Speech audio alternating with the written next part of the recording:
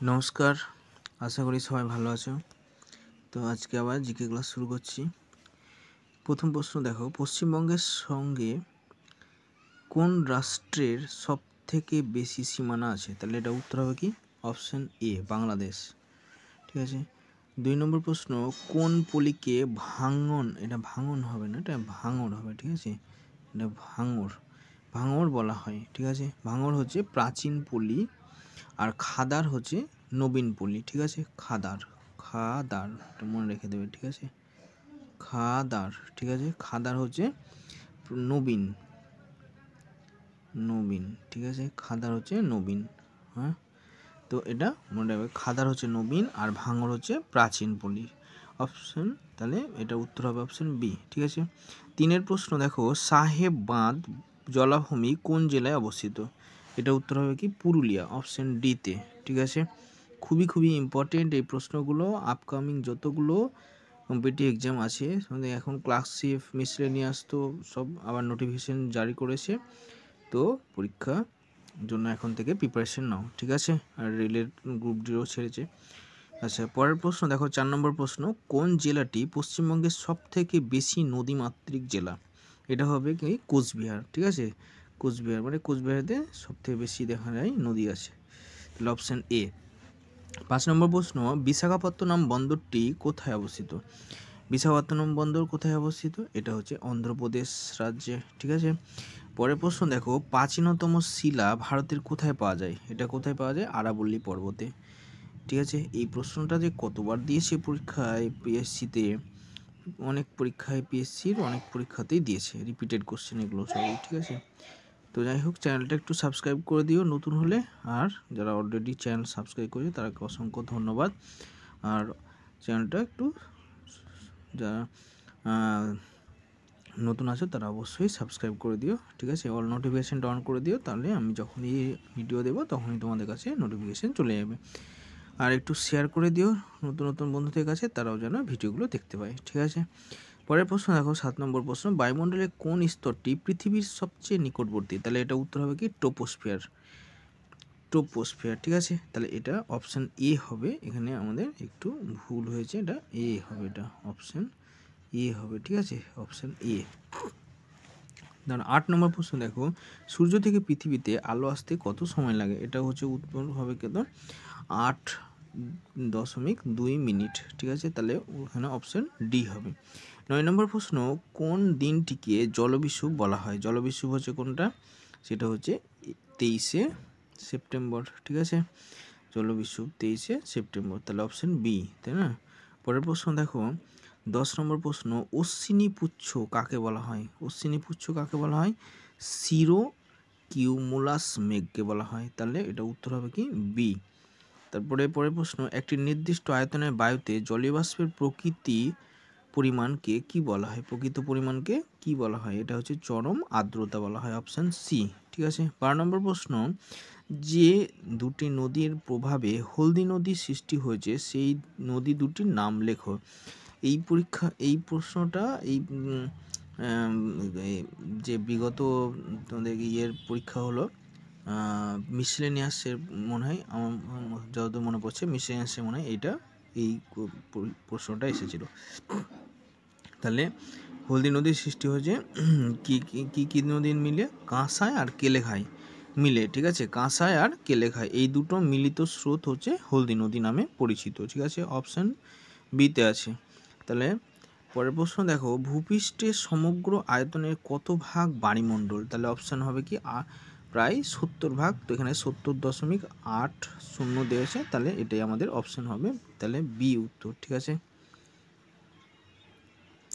আচ্ছা, 14 হচ্ছে, বায়ুমণ্ডলে হাইড্রোজেনের ওজনগত অনুপাত কত? বায়ুমণ্ডলে হাইড্রোজেনের ওজনগত অনুপাত কত? 78.09। তাহলে এটা অপশান হবে কোনটা? অপশান ডি হবে। ঠিক আছে। আচ্ছা, পরের প্রশ্ন দেখো, পশ্চিমবঙ্গের রাঢ় অঞ্চলের মধ্যে দিয়ে প্রবাহিত একটি নদীর নাম। তাহলে রাঢ় অঞ্চলের মধ্যে গেছে কে? ময়ূরাক্ষী নদী রাঢ় অঞ্চলের মধ্যে গেছে, অপশান সিতে হবে। ঠিক আছে। আচ্ছা, তো চ্যানেলটা একটু সাবস্ক্রাইব করে দিও, নতুন যারা আছো অবশ্যই সাবস্ক্রাইব করে পাশে থেকো। আর বেল আইকনটা একটু প্রেস করে দিও, অল নোটিফিকেশানটা, ঠিক আছে। আর একটু শেয়ার করে দিও নতুন নতুন বন্ধুদের কাছে, চ্যানেলটা একটু গ্রো করে আমাদেরও ভিডিও দিতে ভালো লাগবে। তারপরে প্রশ্ন দেখো 16 যে ট্রোপোস্ফিয়ারের ঘনত্ব কোন সময় বৃদ্ধি পায়? এটা হচ্ছে উত্তর কি হেমন্তকালে, তাহলে অপশন এ। পরের প্রশ্ন 17 নম্বর সবরমতীর উৎপত্তি স্থলের নাম কি? তাহলে সবরমতী মানে সবরমতী নদী কোথা থেকে উৎপন্ন হয়েছে, ঠিক আছে। এটা হচ্ছে কোথা থেকে, আরাবল্লী পর্বত থেকে উৎপন্ন হয়েছে সবরমতী নদী। 18 নম্বর প্রশ্ন হচ্ছে 90% অরণ্য অঞ্চল কোন রাজ্যে অবস্থিত?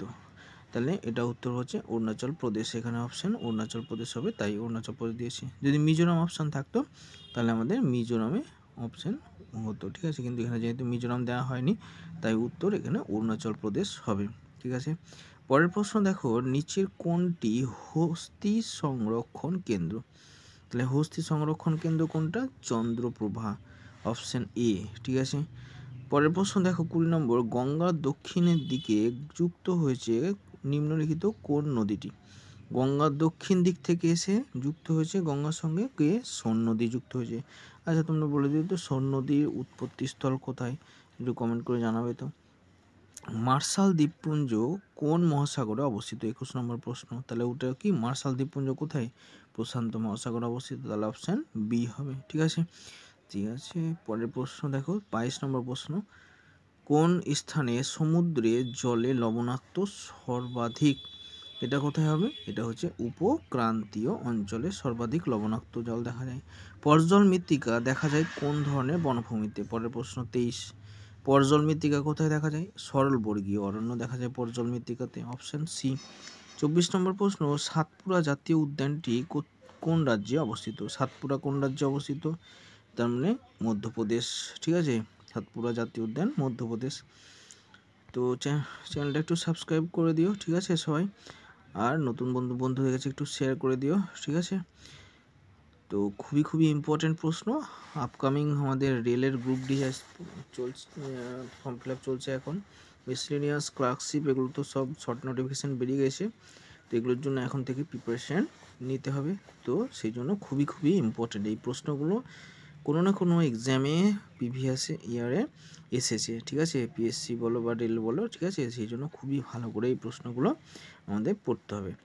পরের প্রশ্ন দেখো ভারতে কোন রাজ্যে সর্বাধিক নারকেল উৎপন্ন হয়? এটা আমাদের সবার মনে জানা থাকবে, তাই না? তো এটা উত্তর হচ্ছে কোথায়? কেরালা রাজ্যে অবস্থিত, তারপরে অপশান এ। তারপরে দেখো খুবই ইম্পর্টেন্ট, এটা অনেকবার পরীক্ষা এসেছে, সারিস্কা অভয়ারণ্য কোন রাজ্যে অবস্থিত? এটা হচ্ছে রাজস্থান, সারিস্কা হচ্ছে রাজস্থানে অবস্থিত। তারপরে হচ্ছে সবরমতীর উৎপত্তি স্থলের নাম কি? এটা হচ্ছে আরাবল্লী পর্বতে অবস্থিত সবরমতী, ঠিক আছে। পরের প্রশ্ন দেখো পৃথিবীর কফি পাত্র বলা হয় কাকে? কফি পাত্র হচ্ছে ব্রাজিল, তাই না, ব্রাজিলে সবথেকে বেশি কফি উৎপন্ন হয় তাই কফির পাত্র বলা হয়। 29 নম্বর প্রশ্ন চা উৎপাদনে ভারতের মধ্যে কোন রাজ্য প্রথম?